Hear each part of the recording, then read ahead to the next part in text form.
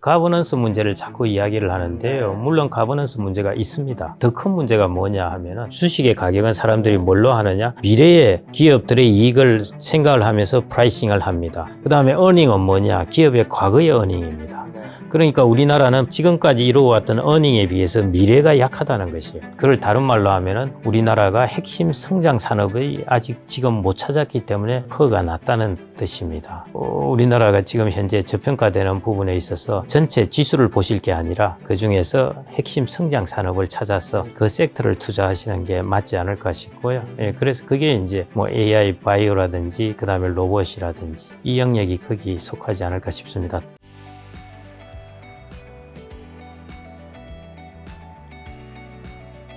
자, 일자리 위해서 최근에 청년 백수가 증가하고 있다던데 그 이유는 뭐 앞으로 일자리 수는 늘어나나요? 인구는 줄어들고 있으니까 일자리 수는 좀 늘어나야 되는 거 아닌가요? 일자리 수는 당연히 이제 인구가 줄어드니까 줄어드는 것이고요. 예를 들어 이제 청년 고용자, 취업자 이런 거 보면은 예를 들어 작년 같은 경우 아마 13만 명인가 얼마인가 줄었을 겁니다. 그래서 야 이거 청년 일자리가 줄어들었다 이렇게 하는데요. 딱 20대 인구 줄어든 숫자하고 똑같습니다. 그러니까 20대 인구가 줄어드니까 취업하는 사람 숫자도 이제 줄어든 것이죠. 그래서 이제 그런 부분은 좀 데이터를 생각해서 보셔야 될 것 같고요. 그러면은 이제 실제로 어느 정도 20대들의 일자리가 타이트한가 이런 것들을 보는 여러 가지 데이터들이 있는데 결론적으로 말씀드리자면은 우리나라는 일단 20대들에게 좋은 일자리가 자꾸 이제 부족하다는 것입니다. 그게 이제 제일 큰 문제로 자리 잡고 있는 것이고요. 최근에 이제 관세 정책 이런 것들로 인해서도 대기업들이 나가지 중소기업이 나가겠습니까? 그러니까 좋은 일자리가 나가는 것입니다. 그래서 이 부분에서 계속 타이트해지게 되는 것이 20대들을 위한 이제 좋은 일자리가 줄어든다는 것이고요. 그래서 바이든 행정부 때도 우리나라는 많이 미국에 공장을 지었습니다. 그게 우리나라 젊은이들의 좋은 일자리였죠. 그런 부분에서 이제 좋은 일자리가 좀 부족하다는 것, 그게 20대들에게 가장 특징이라고 볼 수 있고요. 30대는 고용시장이 괜찮습니다.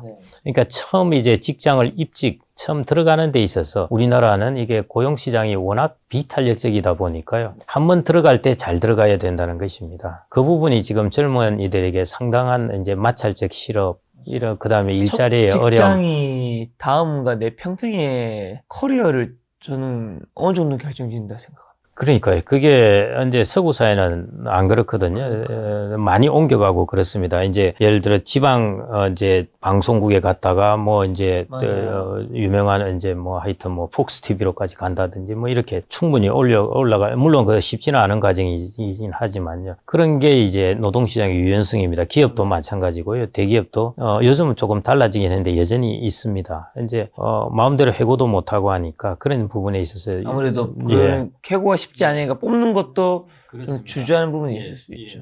그래서 이게 20대들이 요즘 뭐 대기업들 같은 경우에는 예를 들어 여러 가지 경력을 요구해요.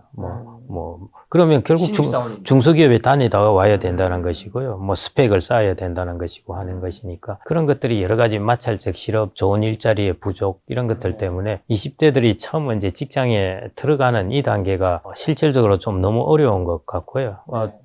평균적으로 한 9개월에서 한 1년 정도는 20대들이 직장에 처음 들어가는데 직장 찾는데 걸리는 시간입니다. 그러니까 대학교 나오고 나서 또 1년을 또 그거 찾고 있는 것이죠. 이 부분이 좀 그런 면에서 조금 심각하다고 볼 수 있겠습니다. 내수 다시 한번 좀 여쭤보려고 하는데 요즘 내수 시장이 정말 안 좋다는 얘기 들었는데 어느 정도 심각한가요? 뭐 저도 자영업으로 하시는 뭐 식당이라든가 미용실이라든가 뭐 이런 데를 뭐 이용을 하니까 가서 얘기를 들어보면 일단 뭐 제가 예전에 테니스 레슨 같은 거 많이 받았었는데 레슨장에 사람이 진짜 많이 빠졌고요. 뭐 아시는 분이 네일샵을 운영하시는 분이 있는데 그 네일샵에 원래 혼자 일을 하셨거든요. 사장님이 직원이 안 구해져서. 근데 올해부터는 직원이 이제 2명이 더 느셨더라고요. 그러니까 이제 어떻게 보면 자영업자 사장님도 힘드는데 일하시는 분들도 이제 일자리가 예전보다는 좀 없어지다 보니까 직원을 구하는 게 옛날보다 어떻게 보면 좀 아이러니하게 좀 쉬워졌다? 뭐 이런 거 보면서 되게 여러 가지 현상이 지금 교차하고 있는 굉장히 힘든 시장이 되었구나. 그리고 또 그걸 이용하는 가게도 되게 힘든 상황인 것 같고. 제가 이제 출퇴근 시간을 보면서요. 보통 9시 넘으면은 교통이 풀려야 합니다. 근데 우리나라 9시, 10시까지도 계속 교통이 막혀 있어요. 즉 간선도로는 완전히 꽉 차가지고 있는데요. 왜 그럴까? 결국 이제 자영업자들이 움직이는 시간이 그 시간들입니다. 월급쟁이들은 당연히 최소한 9시 이전에 끝을 내야 돼요. 그렇죠.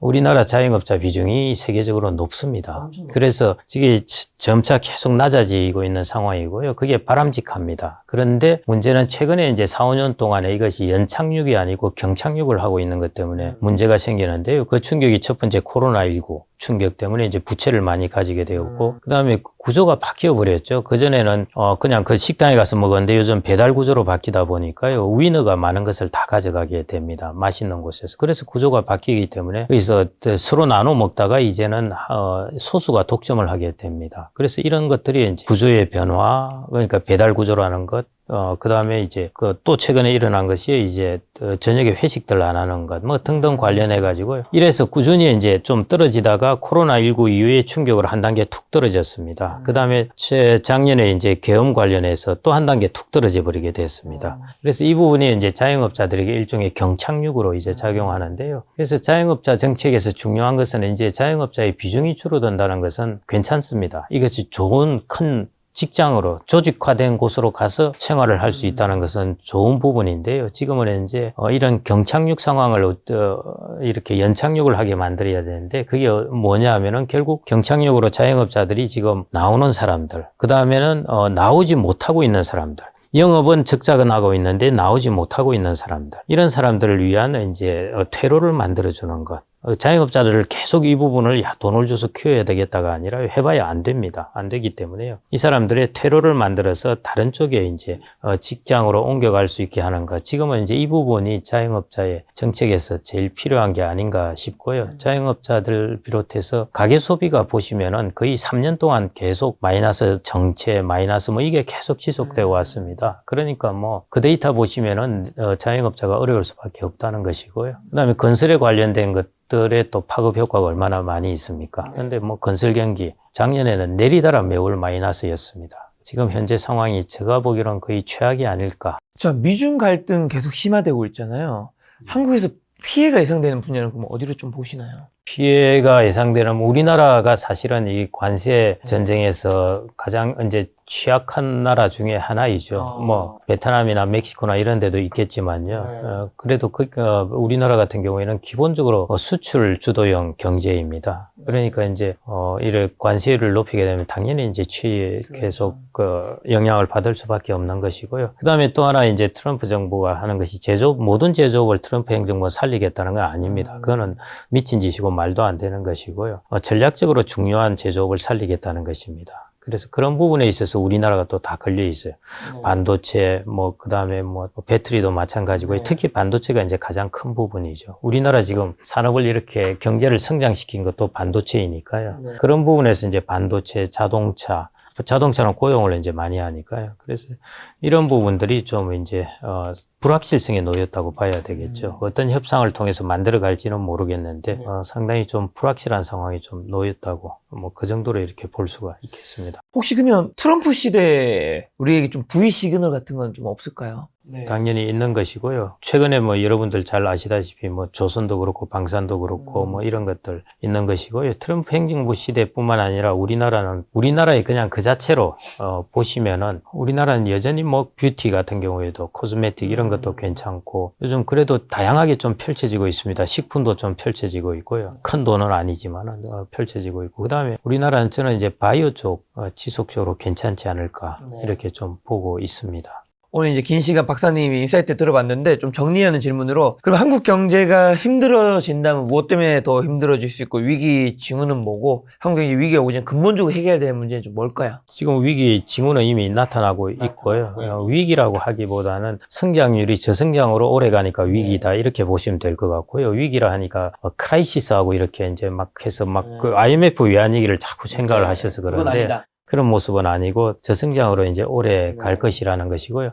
그러면은 이제 정부가 뭘 해야 될 것인지, 그 다음에 이제 개인이 무엇을 해야 될 것인지 이 두 가지 측면인데요. 그게 이제 가장 중요한 핵심적인 질문 같습니다. 정부야 뭐 알아서 할 텐데 제가 바라는 것은 결국은 이제 가장 중요한 것은 우리나라의 성장에 있어서 뭐냐 하면은 투자입니다.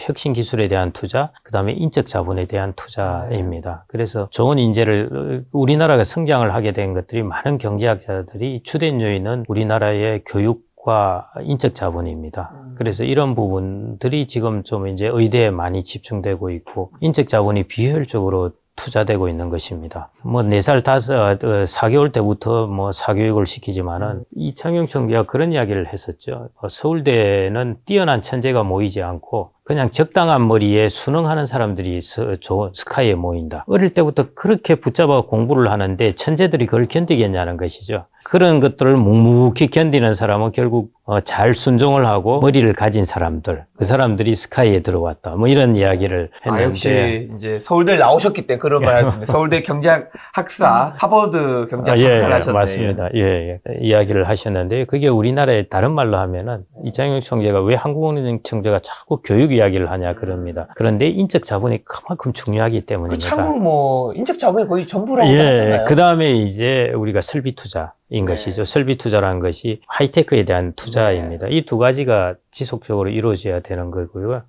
그 다음에 이제 생산성을 또 높이려면은 이번 정부가 했던 4대 개혁이라는 게 있지 않습니까? 이제 그런 개혁들을 해야 됩니다. 우리나라가 성장이 한 단계 점프했던 것이 IMF 외환위기였습니다. 그걸 하면서 우리나라가 구조를 새로 리스트렉션을 한 것이죠. 우리나라가 IMF 외환위기 오고 나서 지금 한 28년이 흘렀습니다. 리스트렉션을 안 했어요. 그 부분이 우리나라가 한번 성장을 하기 위한 중요한 부분이라고 할 수가 있는 것이고요. 그 다음에 이제 개인 차원에서 좀 말씀드리자면은 아까 리스트릭션 부분에서 아까 말씀드렸듯이 우리나라가 고도 성장을 하면서 지금 반작용으로 나타나는 것 이런 것들을 이제 다 해결하는 것도 리스트릭션에 해당됩니다. 그 다음에 이제 개인들의 입장에서는 저는 이제 또 단기적으로 본다면은 올해 자산시장 같은 경우에서는 뭐 우리나라 주식도 괜찮을 것 같습니다. 그리고 환율도 이제 좀 강세가 되고 하면 돈도 좀 들어오지 않을까 이렇게 생각이 되고요. 그래서 우리나라 지금 이제 미국에 너무 이렇게 많이 집중되어 있습니다. 주식 투자가요. 그렇죠. 예, 그래서 우리나라와 그다음에 우리나라와 중국이나 인도 같은 경우에는 지금 같은 경우는 조금 종목으로 접근을 하셔야 되고요. 우리나라는 장기 저성장이기 때문에 전체 지수로 접근하기 어렵습니다. 그래서 저평가된 종목. 그다음에 중국도 마찬가지예요. 중국도 매크로는 그렇게 탄탄하지가 못합니다. 대신 하이테크나 몇 개 괜찮은 기업들이 있잖아요. 그런 기업들에 대한 투자. 그다음 인도도 마찬가지고요. 그래서 미국 일변도로 들어가 있던 주식을 배분을 해서 좀 분산을 하면 어떨까? 저는 그래서 우리나라, 그다음에 인도, 중국 이렇게 하고 지수가 아니라 섹터나 이런 쪽으로 해서 좀 분산하는 것. 우리나라, 인도, 중국, 예. 미국을 이제 하지 말자가 아니라 네, 비중을 맞습니다. 좀 줄이고 예. 우리나라에서는 좀 그래도 조금만 좁혀주시면 어떤 쪽에서 조금 더 그래도 기미가 보이실까요? AI, 로봇, 바이오. 네. 예, 저는 이런 쪽이 향후의 성장성 면에서 그렇고요. 우리나라가 이제 퍼가 낮다고 그럽니다. 그래서 코리아 디스카운트라는 이야기를 하는데요. 가버넌스 문제를 자꾸 이야기를 하는데요. 물론 가버넌스 문제가 있습니다. 그게 있는데 더 큰 문제가 뭐냐 하면은 퍼를 여러분들이 뜯어보시면은 프라이스, 주식의 가격은 사람들이 뭘로 하느냐? 미래의 기업들의 이익을 생각을 하면서 프라이싱을 합니다. 그 다음에 어닝은 뭐냐? 기업의 과거의 어닝입니다. 그러니까 우리나라는 퍼가 낮다는 것은 지금까지 이루어왔던 어닝에 비해서 미래가 약하다는 것이에요. 이게 우리나라가 그걸 다른 말로 하면은 우리나라가 핵심 성장 산업이 아직 지금 못 찾았기 때문에 퍼가 낮다는 뜻입니다.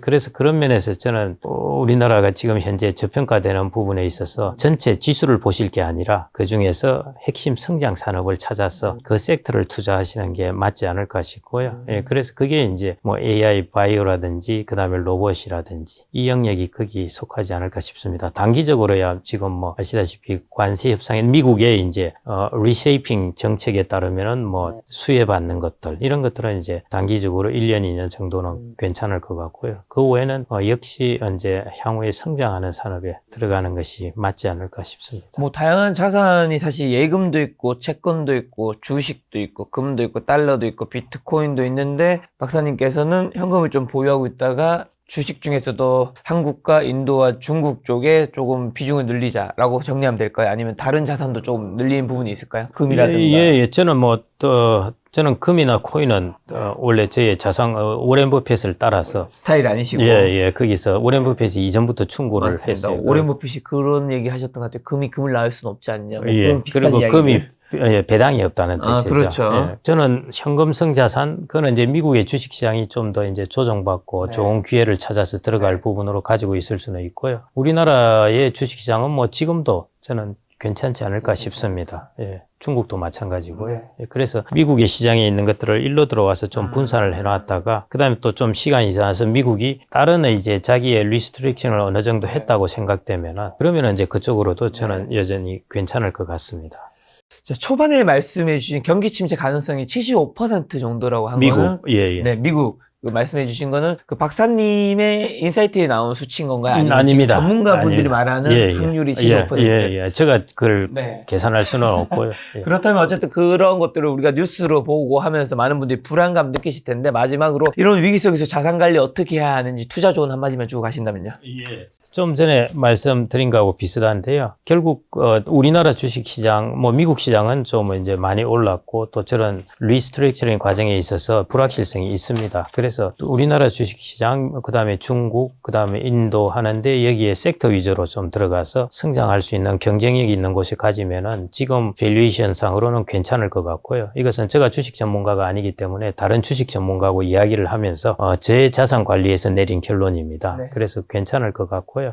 리츠 같은 경우에도 지금 이제 좀 가격이 떨어져 있어서 높은 배당 수익률로 괜찮기 때문에 돈을 좀 안전한 곳에 조금 피해가 있는 걸로서는 뭐 채권은 너무 금리가 낮고 주식은 아직은 좀 불확실성이 있다 싶으면은 일정 부분은 리츠에 좀 두었다가 나중에 활용하시면 어떨까 싶습니다. 그 다음에 전체 이제 주택 관련된 부동산은 여전히 지금도 아까 제가 레벨 1에서 10까지 하면은 9, 10은 뭐 괜찮을 것 같은데요. 여전히 지금 7, 8입니다. 제가 굳이 뭐라고 말씀드리긴 그러는데요. 하여튼 서울의 핵심 지역에 주변을 둘러싼 곳, 뭐 이런 곳들이 이제 7, 8에 해당되는 곳인데요. 그런 것들은 여러분들이 조금 조심을 하셔야 되지 않을까 그렇게 생각합니다. 알겠습니다. 다음번에 또 자산시장 이슈 생기면 박사님 모시고 좋은 인사이트 한번 들어보도록 하겠습니다. 오늘 만나는 손님은 김경래 박사님이었습니다. 지금까지 여러분 소중한 시간 함께해 주셔서 정말 감사합니다. 오늘도 김 작가였습니다. 고생 많으셨습니다. 예, 감사합니다.